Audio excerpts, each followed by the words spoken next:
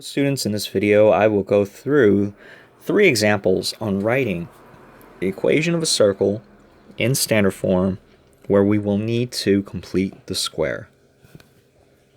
Okay, so I have this equation on the left, and what we need to do is write the equation of a circle in standard form, and we have to identify what is the center and radius of the circle.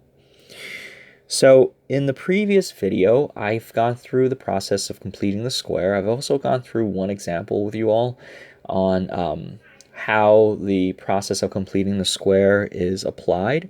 So I'm going to reiterate this, and we'll go through this a little quicker, okay, just because I've gone through some of the details in the previous video, in particular the skill of needing to complete the square.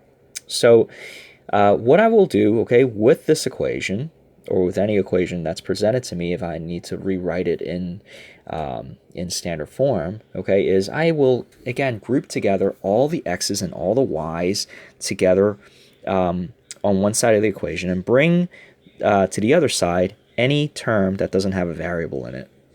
So the 240 goes on the right, becomes negative 240. I'm grouping together just the x's, and I'm grouping together just the y's. And I leave a little space for myself here, because in order for me to complete the square, I need to add in a value. Okay?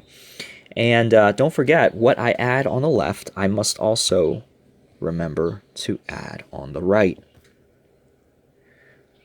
So looking at or reflecting on the process of completing the square, all we got to do is take this middle term, that middle coefficient there, half it and square it.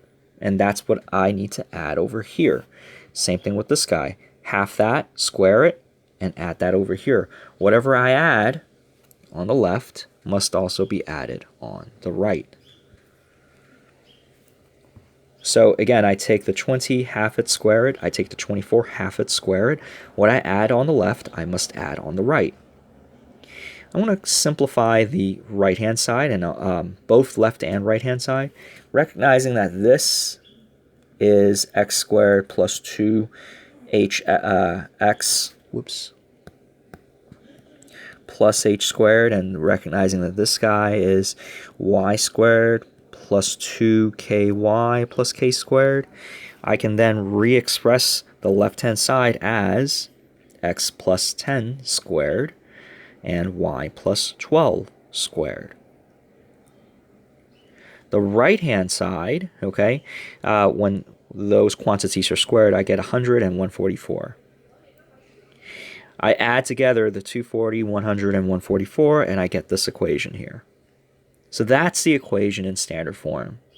So I fulfilled the first of 3 things I need to identify. The second thing I have to identify is the center and radius, and I'm going to go a little backwards here. I want to identify what the radius is first.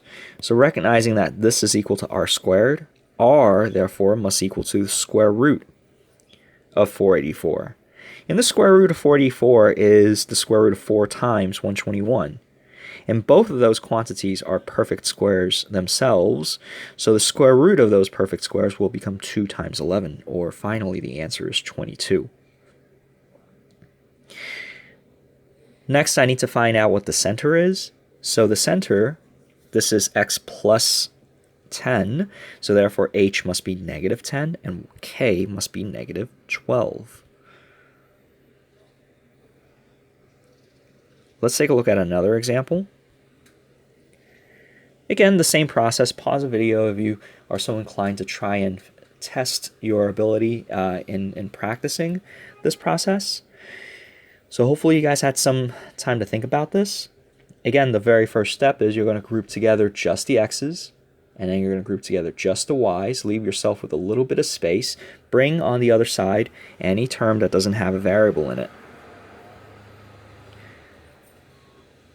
I will now complete the square for the terms involving x as well as for the terms involving y, so that I'm going to take the middle coefficient over here, half it, square it, half it, square it, and what I add on the left, I must add on the right.